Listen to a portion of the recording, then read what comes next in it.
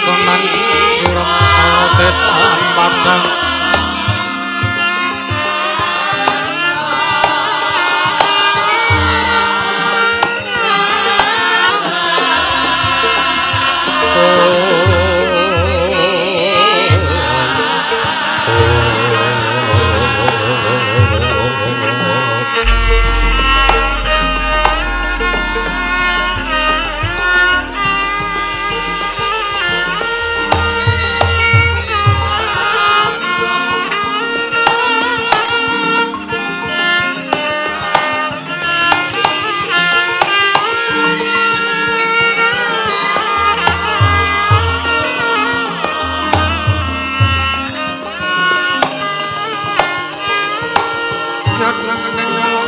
naglarantan pun sarang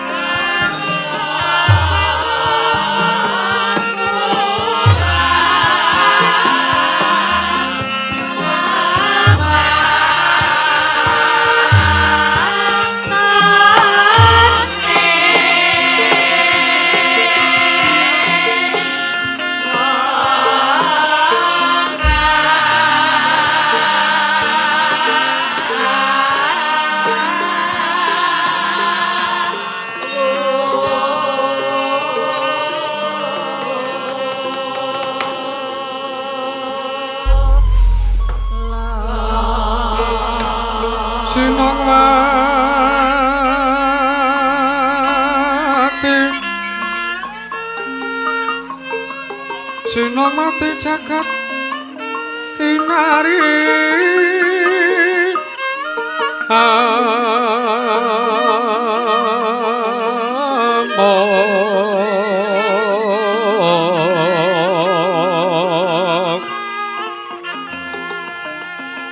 maklume mbak ombak ing samudra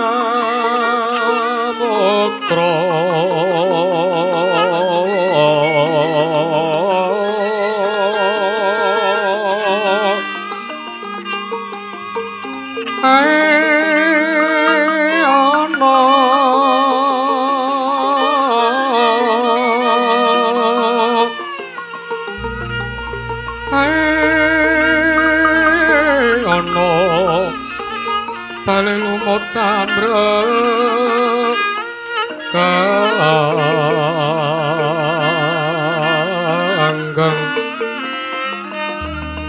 awit padha denceng-dencengan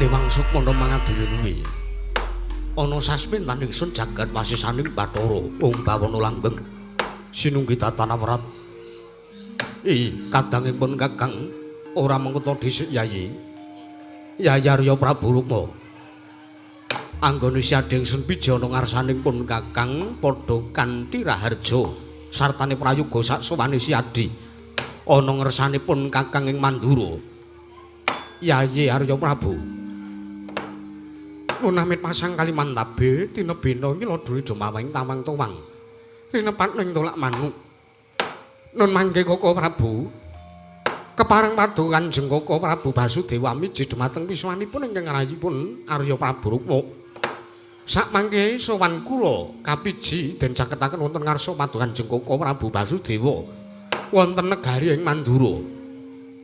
Saestu mboten wonten angan setunggal punapa sawanipun ingkang rayipun Arya Prabu kepareng kula ngaturaken sembah sungkem pangabekti kula kunjuk sandhep pepodo paduka Kanjeng Koko Prabu kula aturi nampi Koko Prabu. Yo kadangipun Kakang Yayarya Prabu tak tampa ora liwat pangestu ningsun wae tampanono Yayi. Sampun kepareng sanget anggen kawula pundi. Ndadosna jimat paripe dayana ing kasantosan. Apa dene sira Yayi? Siadi Yayi Ugrasena. Padha kanthi prayoga lan slamet sawani siadi ana ngersanipun Kakang ing Mandura Yayi Ugrasena. Tunamit pasang limat labi. Dina bina kula dunida maweng tamang tuwang. Linepat ning tulak mandu. Koko Prabu kaloro niki pareng paduka miji dumateng biswanipun ingkang rayipun Ugrasena kepareng wilujeng sowan kula. Kula ngaturaken sembah bekti kula ngunjuk Koko Prabu. Yo Yayi Ugrasena tak tampa. Ora liwat pangestuning pun Kakang wae tampanono Yayi. Sampun saged anggen kawula pundi. Yayi Arya Prabu, kula wonten timbalan. Mesti wae gawe kaget teka siadi ndak piji sowan ning pasewakan negara ing Mandura wondene panjenenganing sun ya pun Kakang wektu dina iki benek lan adat ingkang wis kelakon pun Kakang anake pasewakan ana ing Wanciratri. Nggih. Mesti wae pun Kakang nalikane saben-saben nganake pasewakan tartentu nglumpuhake sangganing para kawula dasih Nayaka sartane Punggawa ana ing Prajanagara Mandura. Nanging beda kelawan adat. Wektu dina iki ya sak gendhakan iki pun Kakang anake pasewakan ning Wanciratri, ya wanci bengi iki. Lan pun Kakang mung nglumpukke kelawan siadi sakloron. Arya Prabu, aja kadhati kajuron penampa yektinipun Kakang mung arep dawuh sartane mung arep njaluk iku pamrayogane siadi Arya Prabu. Apa dene siadi Ugrasena? Kula kang saka kuwi ndak keparengake. Maju nyaket ana ngersanipun Kakang nggon musuhan ana ing Prajanagara Mandura dina sak mengko iki Yayi. Anjreng kang puspita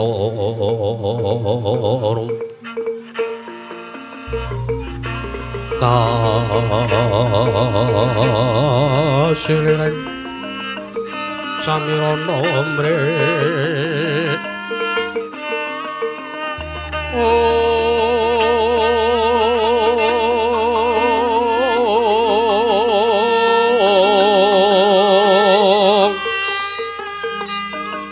sekar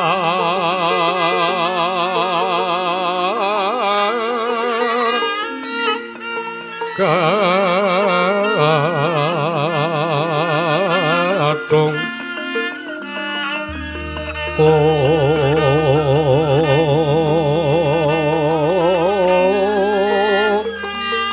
ngas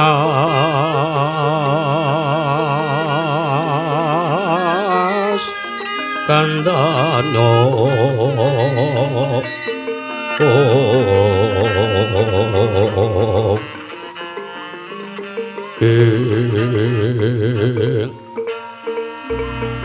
maweh raras ratnaning triya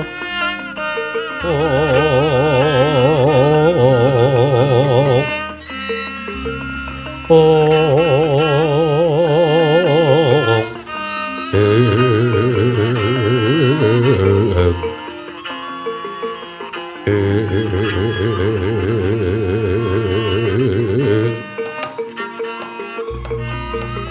mangke Koko Prabu sewu-sewu kapatanipun ingkang rayipun Arya Prabu kula candhong dawuh. Mboten kateges kula cumalana lancang anggen kula matur wonten ngarsa paduka. Sayekti kagiat sotaning manahipun ingkang rayipun Arya Prabu. Sareng kula tampi timbalan paduka Kanjeng Koko Prabu Basudewa. Sareng kula sowan ngadhep wonten ngarsa paduka. Kula titik tuwin kula sawang. Lagak-lagan paduka benten kelan adat ingkang sampun kelampah. Jernyatanipun mitrat paningalipun ingkang rayipun Arya Prabu. Wekdal sakmenika paduka Kanjeng Koko Prabu Basudewa menika kaya dene wong ingkang bingung kang anglengan. Koko Prabu mbok kula aturi paring dawuh. sayekti wonten wigatos menapa teka ngantos anglarapaken piswanipun ingkang rayi kekalih Koko Prabu ya jagat pangesungkara. Yayi, kula wonten timbalan. Yektinipun Kakang iki bingung, pun Kakang sungkawa, pun Kakang susah, sartanipun Kakang sedih. Mergo mangkene. Ndak rasake saya suwe kahanan ning Prajanagara Mandura iki lha kok teko saya ora karuwan kaya mangkene kanane. Akeh sanggane ora kaulingking padha ngresah sartane padha ora tentrem mergo anane tumindak culika. Lan mesti siadirak ya wis ngerteni sartane ngawuningani. Kalamun to akeh pasambating para kawula ingkang padha alok yen to ana Durjana. Ya senajan to Durjana kuwi mau konangan nanging wis akeh perkara ingkang gawe kapitunaning liyan sartaning kabeh para kawula ing Mandura. Yayi, pun Kakang bingung, pun Kakang susah yen mangkene iki kepiye kahanane. Lah saiki aku tak takon karo Si Adi. Mbok menawa Si Adi ngawuningani maling utawa Durjana kuwi saka ngendi papane? Pun Kakang tak nyuwun aturi Si Adi. Mergo ngene. Nyebarate wong urip mung kari pasrah bongkokan mergo ora suwe meneh. Yen to isih kaya mangkene kahanane para kawula ana ing Prajanagara Mandura, besok kapan suwe meneh Prabu Basudewa bakal lereh ke Prabon, teges ora suwe meneh bakal guling kawibawaning Nalindra.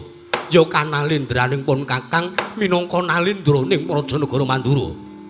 Arya Prabu, ndak kira Si Adi uga wis mangerteni babagan perkara iki Yayi. Nun mangke. Menapa menawi kula badhe matur menapa sekintenipun madu Kanjeng Koko Prabu mboten duka. Lho, duka babagan apa? Babar pisan. Yen to Si Adi, aturi Si Adi ki mengko gawe pepadhang tumrap atinipun Kakang, pun Kakang seneng, pun Kakang bombong. Nggih. Estunipun mekaten, kula inggih ingkang rayipun Arya Prabu sampun pikantuk lan kula nggih sampun kasil nyekel nyepeng dumateng Durjana menika kula wau. Ya. Asareng kula taliti kula suni priksa. Jebul tinemunipun sangganing para Durjana kathah tumindak-tumindak kriminal wonten Prajanagaring Mandura menika mboten saking pikajenganipun piyambak. Wong jenyatanipun mesti kemawon paduka Kanjeng Koko Prabu prisa bilih kawontenan wonten Prajanagari ing Mandura menika sarwa-sarwi subur tuwin makmur. Nanging kenging punapa wonten kawula ingkang wantun tumindak Durjana. Jebul sareng ingkang rayi taliti Durjana menika mboten saking kekarepanipun pribadi nanging anggenipun tumindak culika kados mekaten menika awit wonten ingkang dawuhi Koko Prabu. Wah, edan ana sing dawuh. Ih. Banjur sapa sing dawuh kelawan maling-maling kuwi mau? Ih. Kepareng kula matur sampun ngantos damel dukaning paduka Kanjeng Koko Prabu Basudewa. Ingkang dawuh kalian para sangganing para Durjana menika kula mboten sanes kejawi namung inggih ingkang putring Sengkapura inggih menika pun Basuwara Kangsa Koko Prabu. Sigra-sigra yen permana ganca sigra ngrakit nawang sesangka.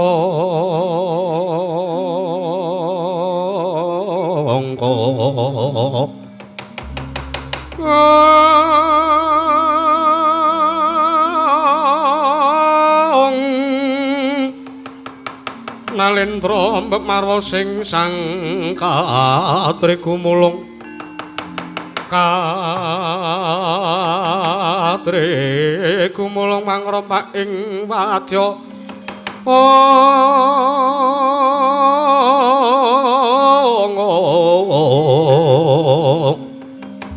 Kurda kurare kakiri-kiri nanggono magawe kelari wang-wang.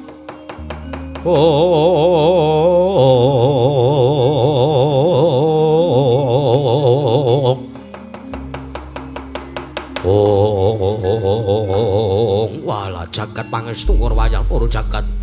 Yayi Arya Prabu kula wonten timbalan.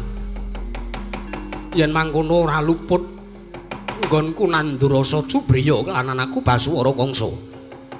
ajer nyatane pancen bener. Ingkang dawuh kelawan sanggaring Durjana utawa maling-maling kuwi mau. Ora aku jaba ya mung anakku ing Sengkapura. Wah, la edan kongso. Lah ketemu ngasih semono pangkartimu patrapmu. Nggonmu kepengin ngilani kelawan dadane nata ing Mandura Prabu Basudewa. Malah kula ge sampun nampi dawuh. Nampi pekabaran bilih pun Basuwara Kangsa menika badhe inggih menika kepengin ngawontenaken adon-adon manungsa. Menika wigatosipun menika ugi namung kagem sarana njungkeng kapibahan padukan Kanjeng Koko Prabu Basudewa. Walah edan. Yo, Arya Prabu, wonten timbalan. Yen mangkonipun Kakang lawan Siadi bakal tak dawuhi supaya ning mengko ngupadi jago saka negara Mandura. Kepareng dawuh padukan Kanjeng Koko Prabu Basudewa kadiparan. Siadi sowan ning Wukir Tawu ya ing Saptawarga. Kinarya mboyong atmajane Prabu Pandudewayana ingkang kekasih Bratasena. Supaya ning mengko gelem dadi jago saka negara Mandura. Ngasorake jagone Basuwara Kangsa ing Sengkapura. Mekaten. Ya. Lan sira Siadi Yayu Ugrasena kula wonten timbalan paduka Kanjeng Koko Prabu. Ndak suwun supayane Siadi tetinja marang kanan ning Widara Kandhang. Merga ning Widara Kandhang panjenengan ingsun ya pun Kakang nalika semana wis kelakon nyingetake wujuding mutiara. 3 cacahe. Ugrasena ndak pasrahake ngersani Siadi. Tilik ana tontonen kahanane mutiara ingkang ndak singetake ning Widara Kandhang. Nggih, saken dawuh. Lajeng mangkatipun ingkang rayi menjang menapa? Arya Prabu, wonten timbalan. Ora ketang sambung bocala intang tumindak suwun supayane budal dina iki. Saken dawuh paring kula pamit madal masilan Kanjeng Koko Prabu.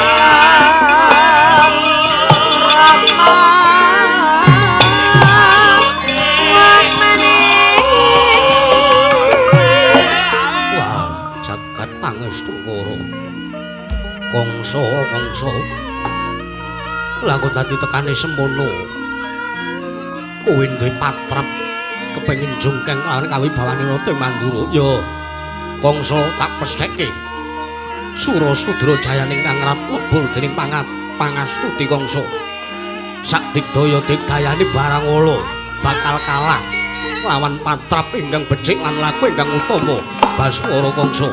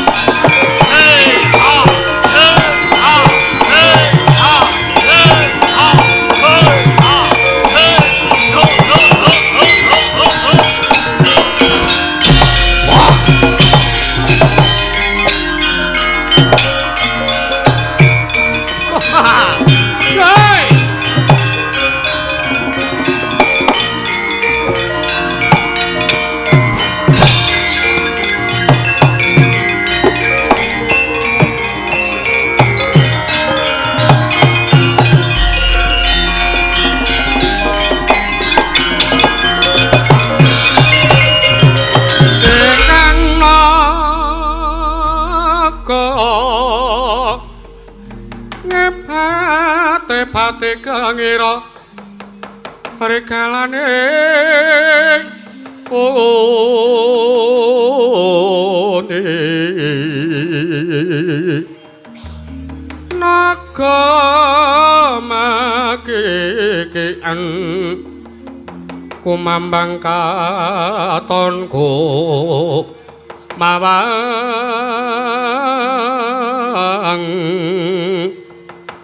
wisanya manampa kise manaut sikro marang risang bayu siwi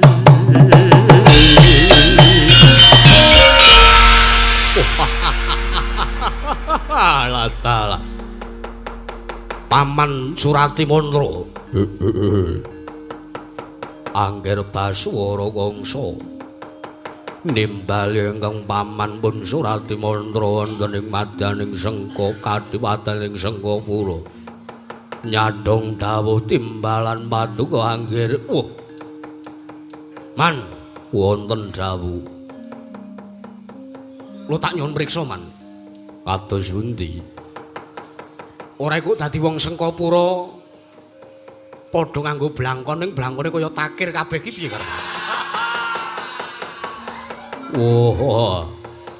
Angge menika ontran-ontran kula nggih. Sampeyan ki gawe pengumuman kok ya ora mutu kaya ngeten iki pripun?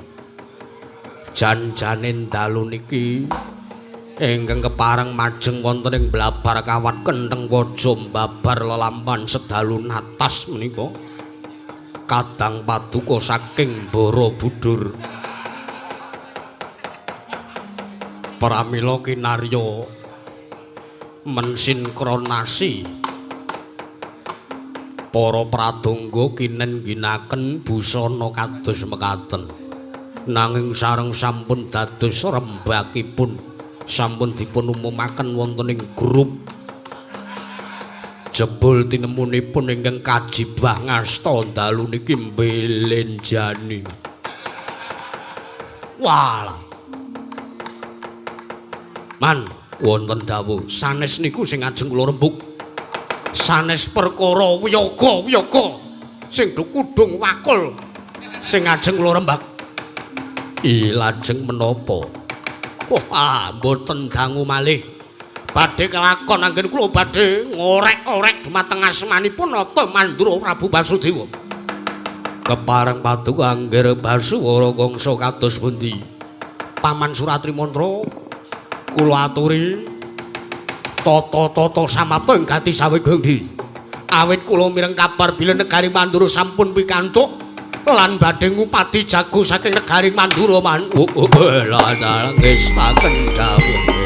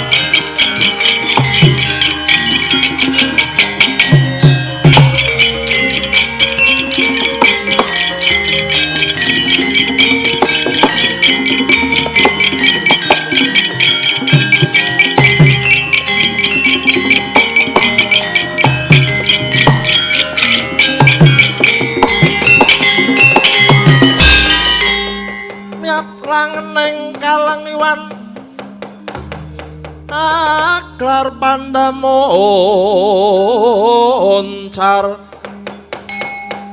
wong tinoner kakonang suram sorote tanpa adang kasolan pacaring purnameng gegono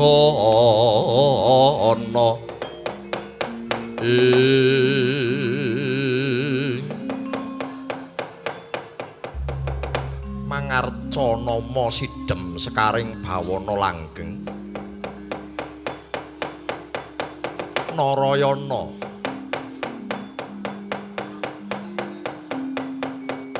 wis saperangane wektu sawetara wektu dene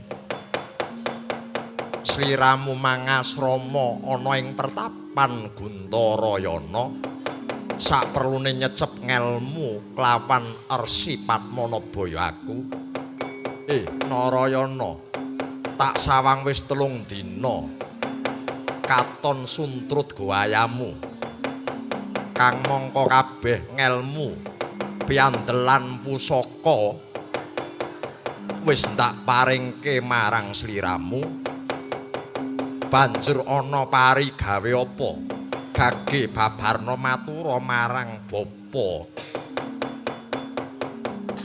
ngaturaken gunging panuwun lan nyuwun ageng samudra pangaksami bilih suwanipun ingkang putra wonten ngarsanipun Rama Resi Padmanaba kirang mranani penggalihipun Blaka Suta kemawon sabibaripun Narayana nampi pusaka ingkang awujud kembang cangkok wijaya mulya miwah senjata cakra ingkang sampun kaparingaken dumateng ingkang putra kula dereng dipun jlentrehaken kados pundi pigunanipun lan werdinipun pusaka kekalih menika menapa do panembahan ladalah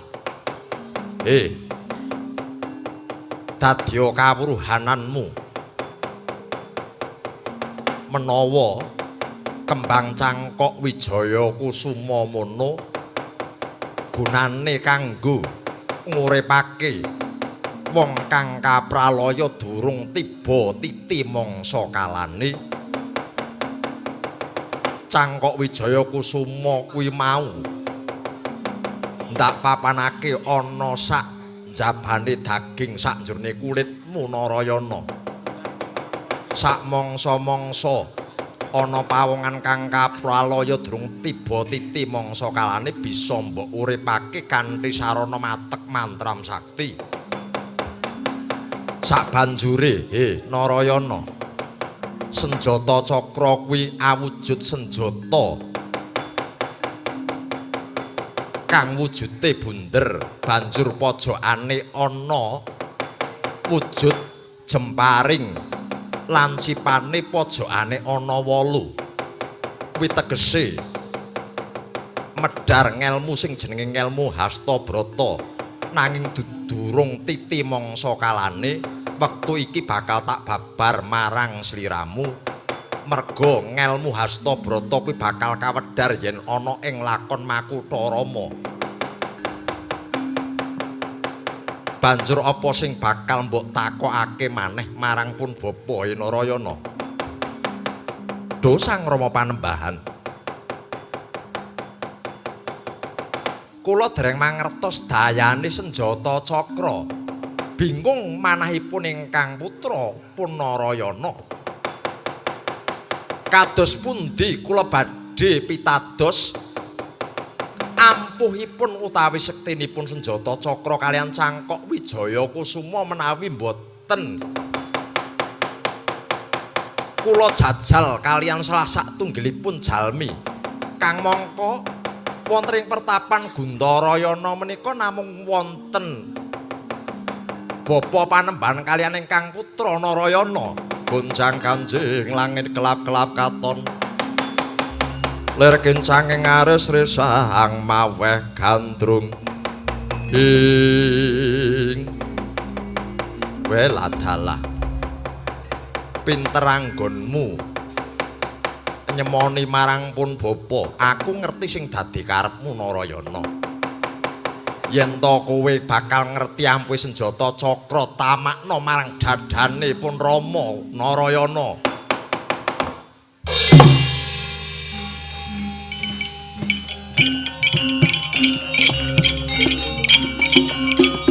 Kae buta sing gedhe dhewe kae.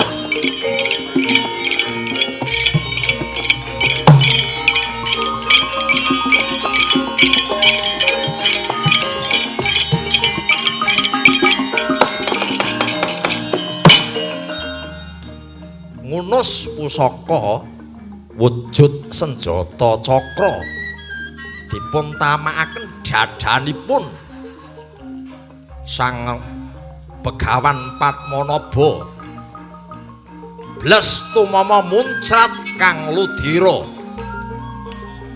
kaelokane kahanan jagat kang hanyekseni melarabuh ragane Sang Resi Padmanaba dadya brahala seprapat jagat gedene.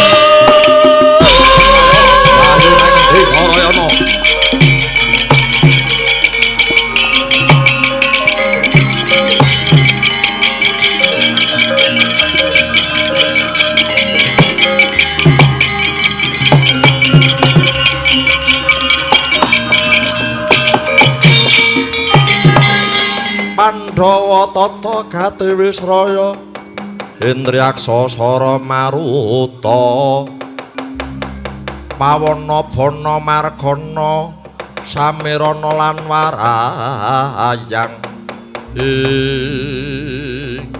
ngaturaken ageng samudra pangaksamiduh panembahan sejatosipun ingkang putra menika namung badhe mangertosi daya ingkang sedaya tumanduk wonten hangganipun Sang Rama Panembahan.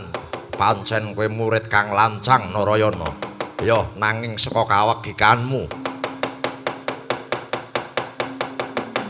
ana siji pusaka sing durung tak paringke marang kowe awujud curiga kang aran Keris Kesawa ya aku iki yen tok watek menawa kowe kepepet ing payudan bakal Dewi Krama dadi brahala kaya pun bapa saiki. Nyuwun pangapunten sangket karajuta bramantyanipun Sang Rama Panembahan. Wah, lah dalah.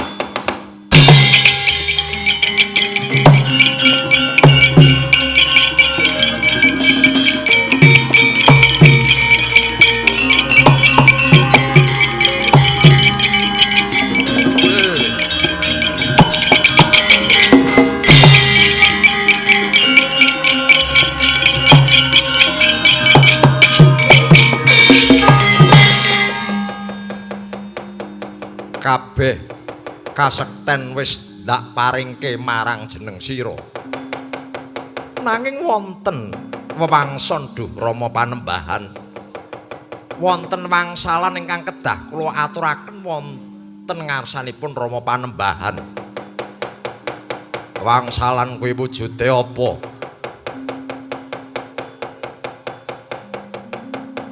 Wonten ngibarat ingkang nyebataken kombang ngisep sarining madu wonten ing kuduping cempaka.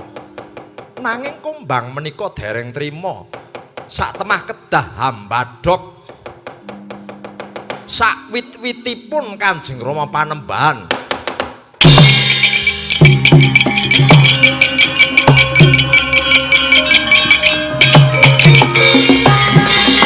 Wah, ladalah.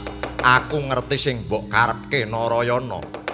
Menawa dina iki kowe ora kepengin ana wong sekti sing madani kowe yen to kowe wis buntas kawruhmu ana ing pertapan Gundarayana paribasan jagat kepengin mbok emperi dhewe Narayana mula seksenana wektu dina saiki aku bakal manjing sak jiwa marang jiwa ragamu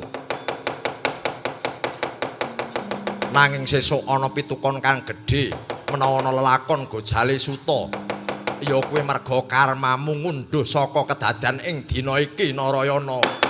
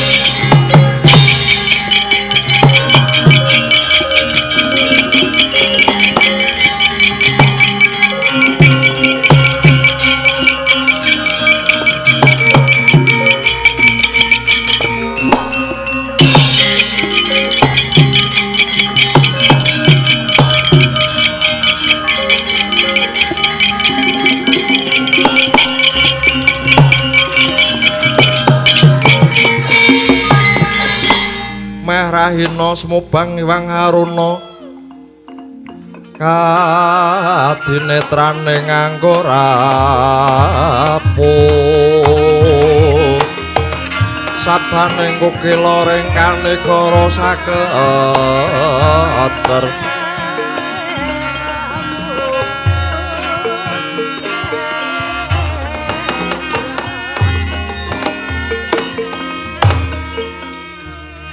Yayi Narayana inggih Kakang Mas Kakrasana anggonku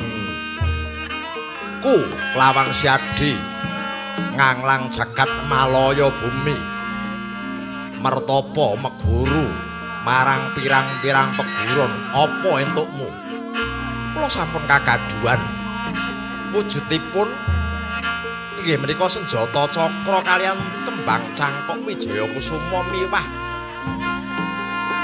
keris Kesawa ingkang dipun paringaken saking ngarsanipun Resi Padmanaba malah kepara saking rena penggalihipun Sang Resi Padmanaba sampun manjing sak jiwa kalian ingkang rayi duh Kakang Mas Kakrasana lajeng Kakang Mas kados pundi Pak aku entuk kanugrahan saka ngarsane Bathara Brama wujude kasekten ana teluga kang siji Garuda nglayang tegese menawa pun Kakang ngersakake ngambah genggana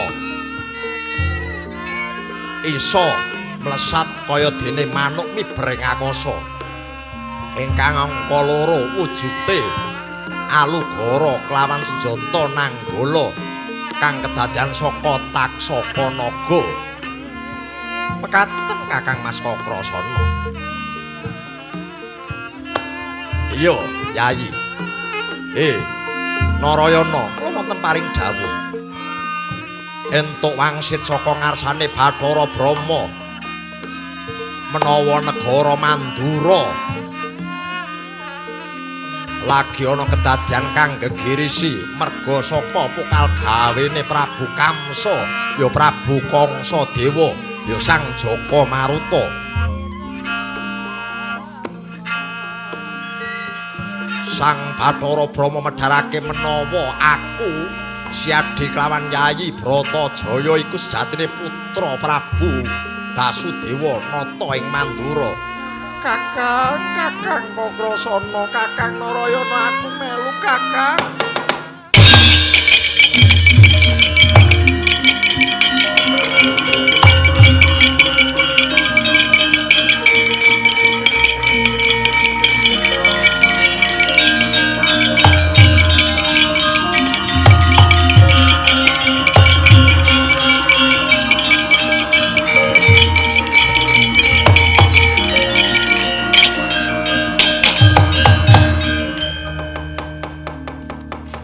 Ceritane wae wis Mas Yusuf lereno. Kasihan dirimu bar mayang. Tak kira wis dicepakake lah jebulane alur ceritane lah aku nyepake karo adikku Yusuf Ansor kuwi ada perbedaan.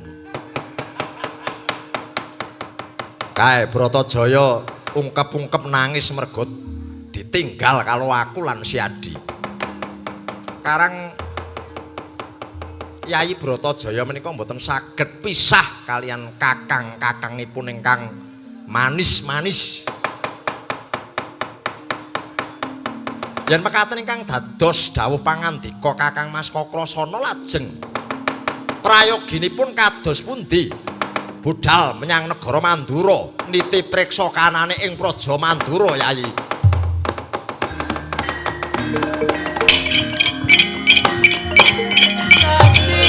Sorote pantun sumuluh amandang sasane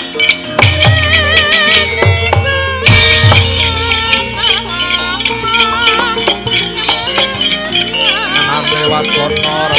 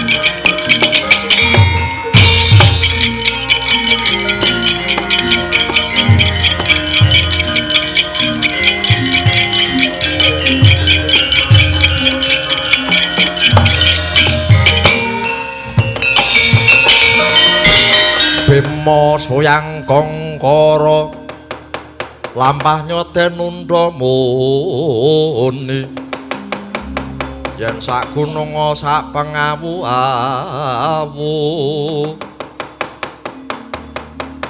wah iki Ugrasena pakliku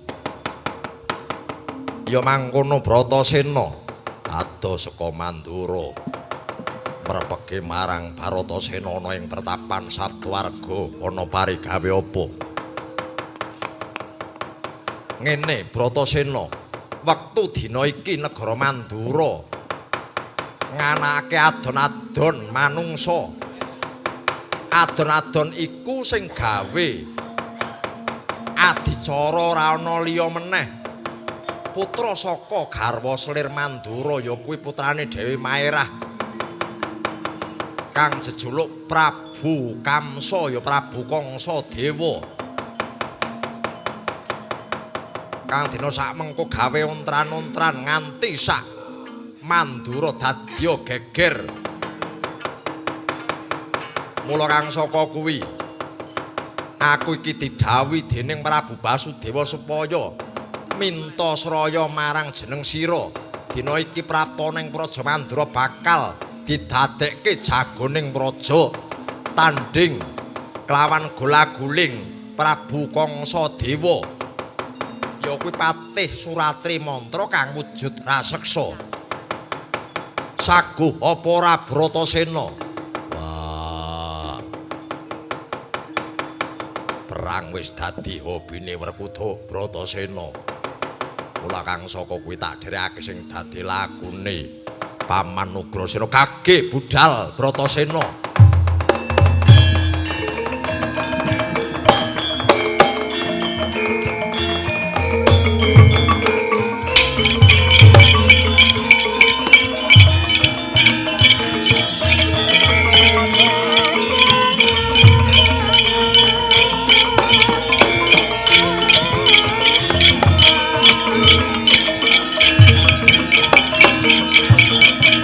Budal Bratasena. Wah, ya tak breke.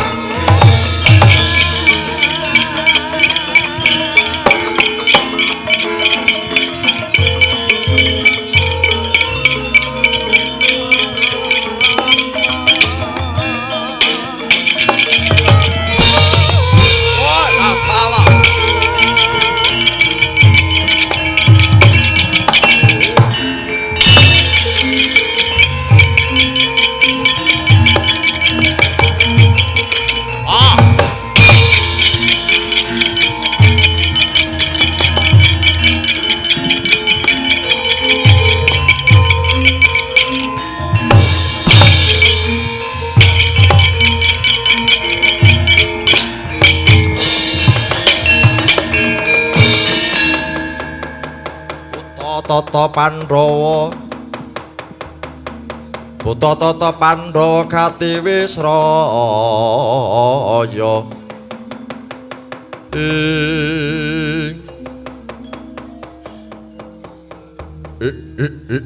Bujleng iblis lanat padha cek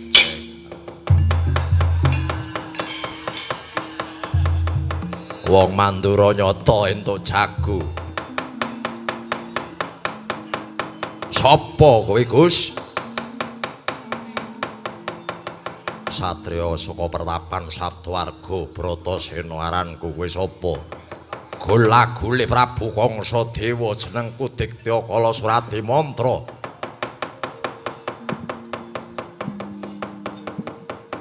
Wis mantep maju tanding yuda apa abamu? Wah, gaglak limpamu, gandul ndasmu.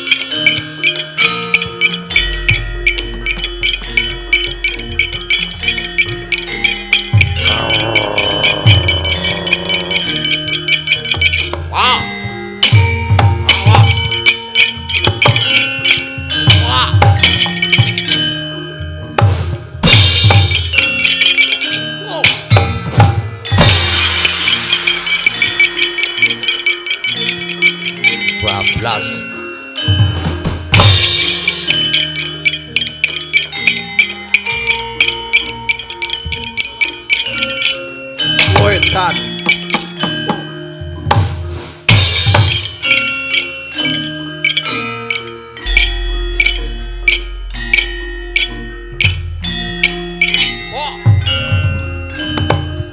Bosar we. Wah. Mati we.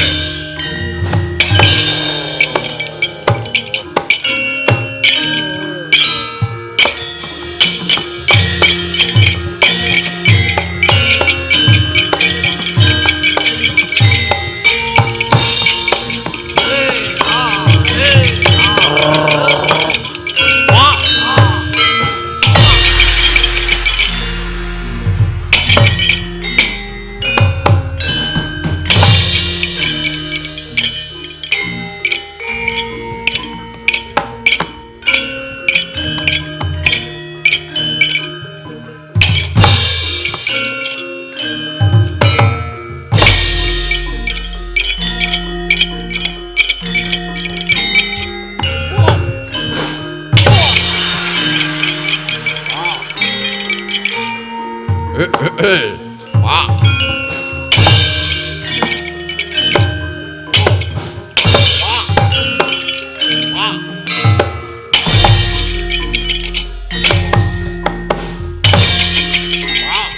Cekal.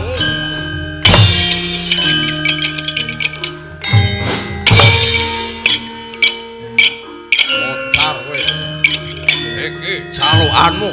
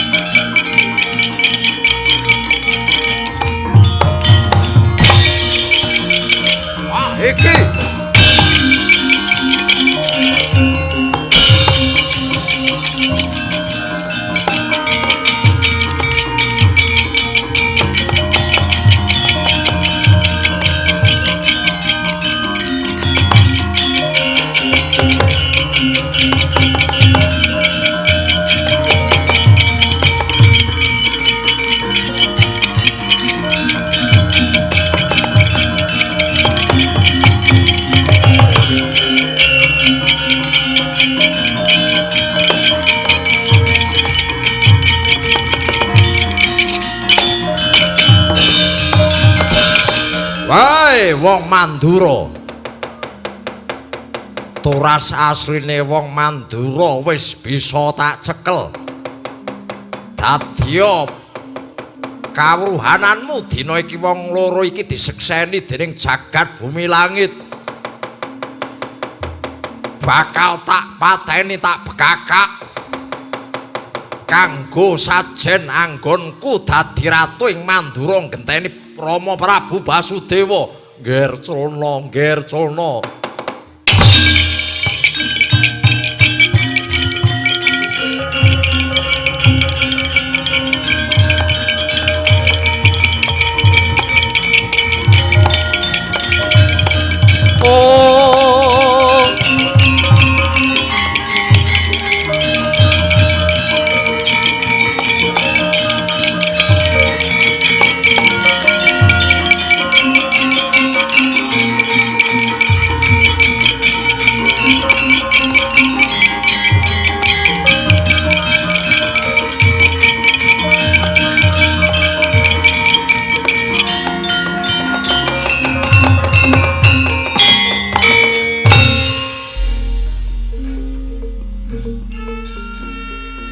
Kangsa Jaka Maruta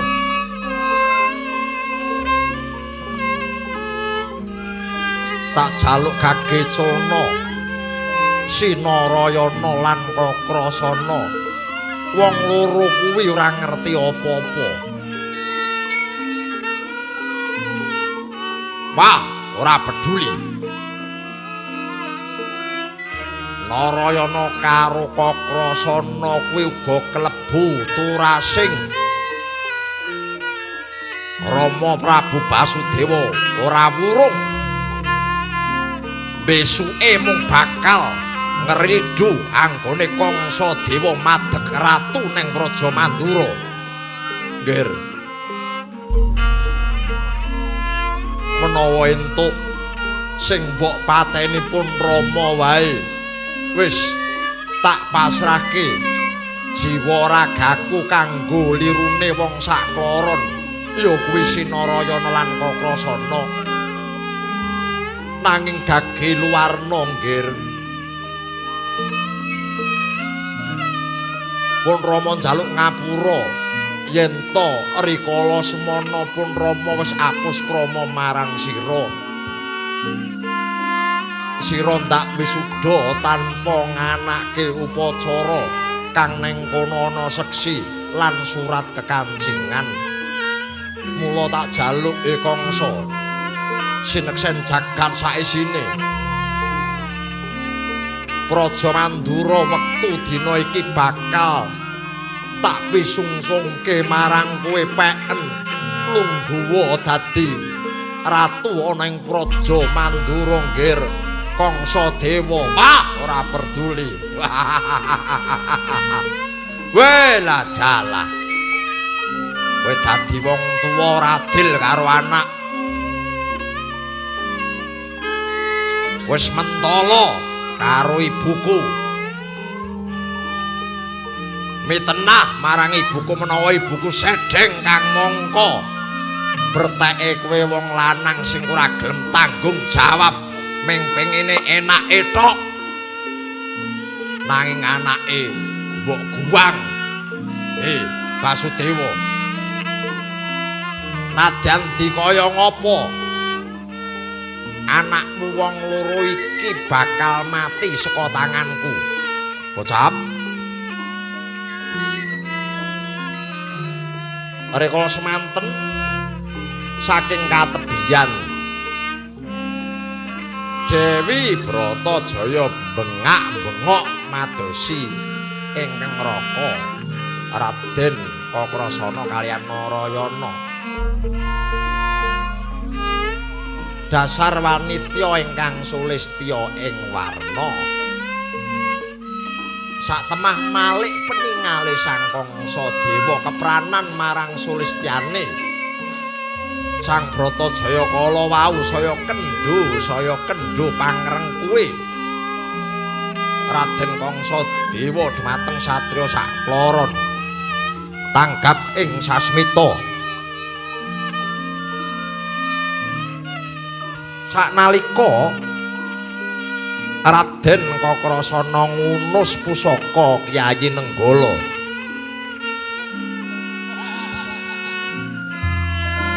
Lajeng Raden Narayana ngunus pusaka Kyai Cakra Baskara.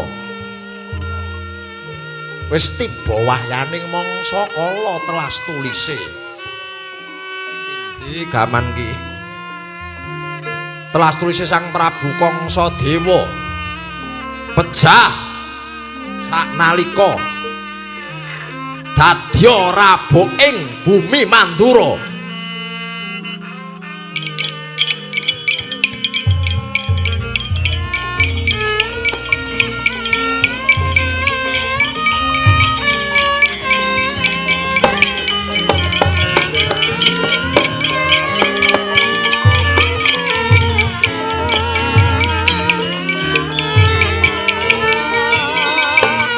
La dalam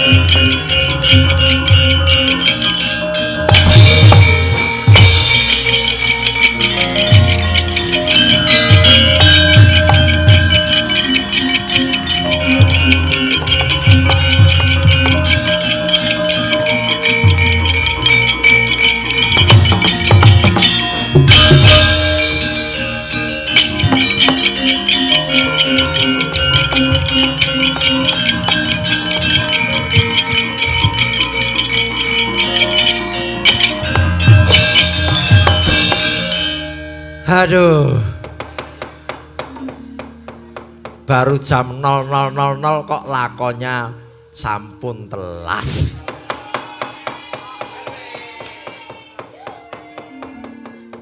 Wah, aku ki wis padahal wis nyepake naskah.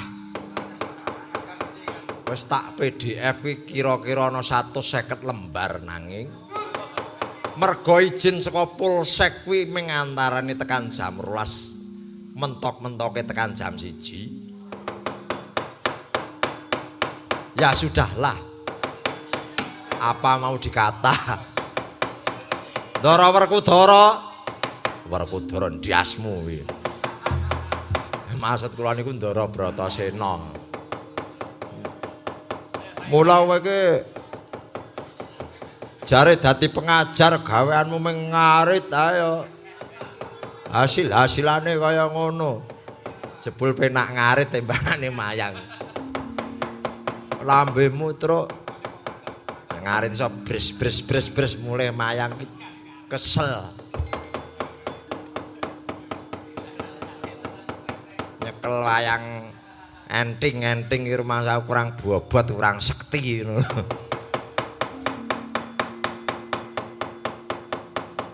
Karemu piye Petro tesih wonten sisa-sisaning angkara murka.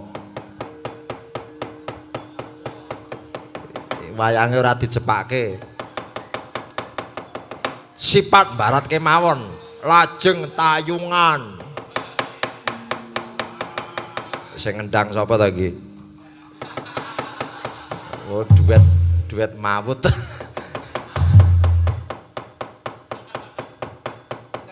Kagem srana kula nderek mangayu bagya dene keluarga ageng Ansor Laras sampun mahargya wontenipun hari wayang sedunia kalian pancen haul Ansor Laras menika jatuh wonten ing bulan November nek mboten klentu lho jare jatahmu mayang wingi taun wingi Tru Aku arep mangkat wayang malah bojoku ndoboli. Ndoboli iki basa Banyumas nek kene babaran. Lah iya. Kanthi sarana panjenengan ngresiki wonten ing papan menika mugi-mugi mahanani keluarga ageng Ansor laras utamanipun ingkang kagungan dalem inggih menika Pak Karyanto, anakku Yusuf Ansor, sak keluarga sedaya lan sak kiwa tengenipun mugi-mugi tansah manggih rahayu tebih saking tindak Durjana Sambikala ingkang wujud menapa kemawon Ndara. Wah iya. Wis ora sah kakan gamblah gek ben nyambut gawe Ndara Bratasena. Ayo Gong, ayo semingkir.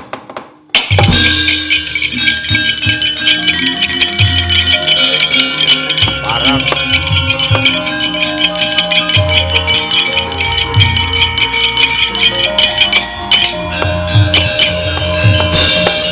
arsa madhangi jagat tuk mungup-mungup paning sak pucaking wukir